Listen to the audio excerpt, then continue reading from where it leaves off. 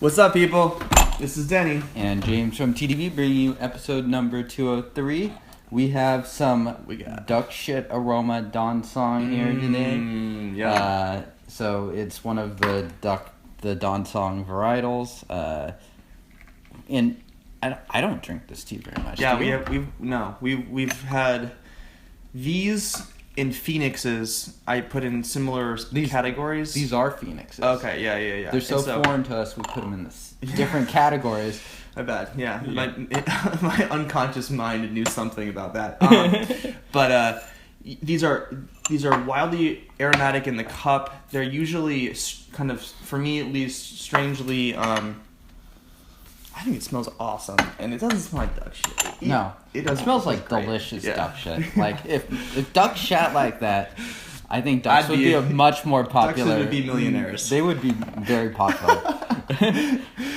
But yeah, we just do not drink these teas much at all. So for me, going into one of these when I haven't had them in a while, I tend to think incredible aroma in the cup, and I mean in the brewing vessel in your gaiwan or whatever. And then they appear fairly different in the actual cup in terms of the flavor and taste. Wow, Look at how dark that is. A little bit green though. And because we're brewing oolong, I'm just going to be more liberal about making time to smell this. Yeah, for sure. Just really aromatic. It changes so much. So steep good. to steep. Yeah. Like very strong aroma here. And it's interesting. This is one of those teas where the experience for me in a lot of ways really is the aromatics.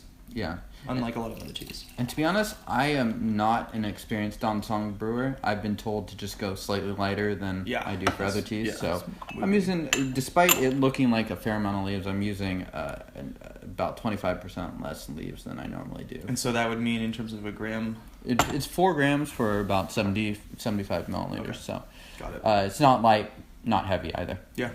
Let's do it. The core is very clear. Yeah. I don't know what that means. We'll see how it tastes. Yeah. All right. It smells awesome. Yeah. Cheers, guys. Cheers.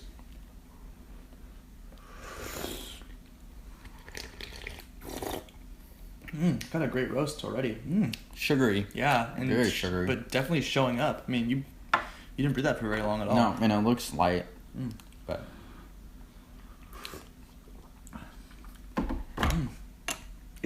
It's viscosity wise, it still is light for sure, right? I mean, we just definitely, still there's still some crisp in the leaves. I bet maybe even now. Why don't you take a look and see? Oh, they're definitely softening up, but yeah, the core, the color itself is seemingly pretty light, but I'm surprised there's a good amount of flavor in here. Yeah, and this one looks a little bit stronger, just judging off of the sort of thickness of the color.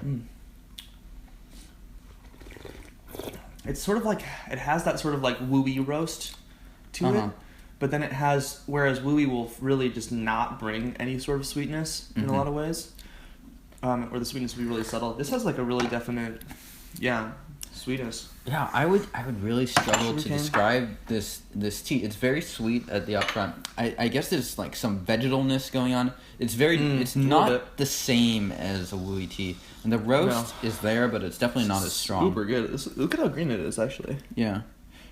Yeah, I mean, you can see how green it's becoming. And, like, if you look at the actual leaves that are dry, it's definitely not that green.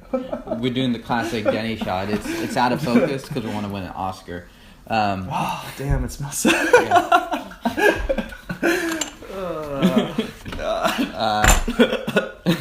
I'm just going to leave it there. So this tea is actually from Cindy Chen, who sent us the Wuyi from a few weeks ago. Yeah. And the site, inappropriately for this tea, is named WuyiOrigin.com because this is not from Wuyi. Right. Yeah. That's funny.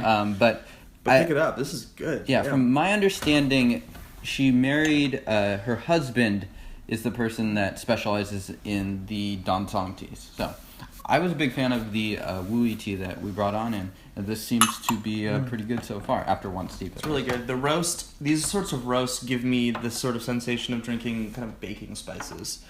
And yet, the core on this is really yellow and kind of light. And that's sort of similar to Wuyi oolongs, where you can, especially something that's super aromatic like Rogueway, where you get like classically like cinnamon, baking spices and stuff like that. Yeah. But unlike a Wuyi, there's a lot more sweetness in this.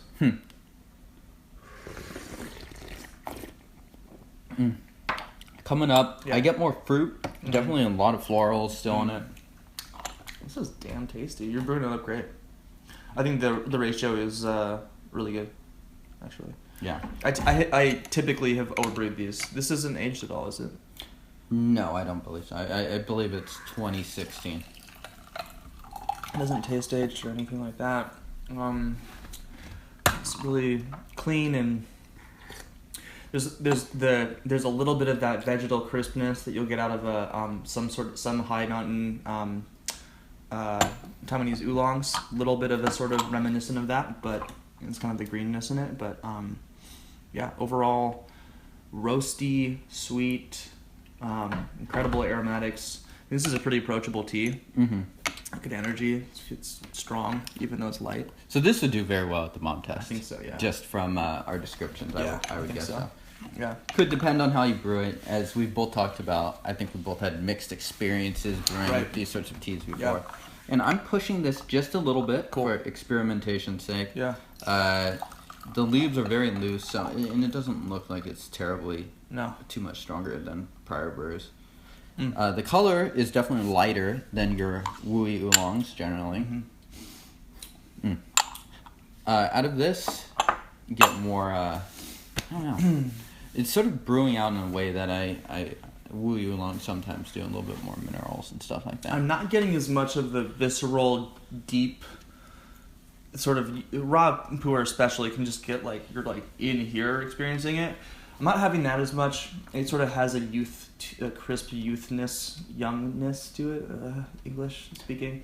But nevertheless, there's a lot of sweetness, a lot of flavor going on in my mouth. It's not a bad thing. I'm just describing. Yeah, and how would you say that I would definitely agree with that characterization, by the way, but how would you say that this differs from the other type of oolong? We've compared this a lot with Wuyi oolongs, which makes sense in a lot of ways. They're both mainland oolongs, both twisted. But how about versus like Gaoshan or Taiwanese oolongs?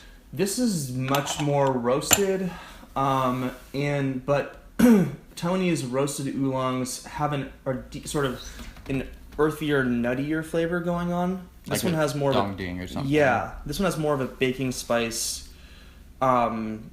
cinnamon spicy roast, and it's crazy because the liqueur or the color is not matching that flavor profile at all. And so if you put this in front of me, I would be like, oh, like this is going to be a green oolong or like a really intense white tea. Yeah, like the core-wise, this is actually kind of close to Taiwanese oolongs. Right. So yeah.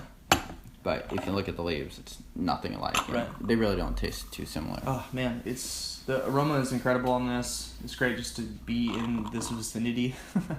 And this is really tasty. Let's keep going. Cheers. Salute. Cheers. A little more bite, a lot of floral. Yeah, more floral and more creaminess out of this. Yeah, also. Very tasty. I would just echo what Denny had said earlier. For me, this tea is mainly about the taste. There's some sweet feelings that linger in the mouth, but it's not like a film. It's not like a tea where you're getting lots of sweetness in the throat or anything like that. Yeah. Doing some isometric tea drinking as opposed to a full body tea movement. Exactly. There you go. You weightlifting bros out there will understand my weird reference. All right.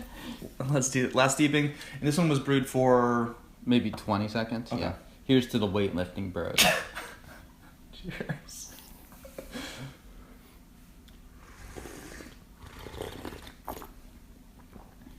It's like perfect. Man. It was like the perfect length. And it's it changes a lot each steep to steep.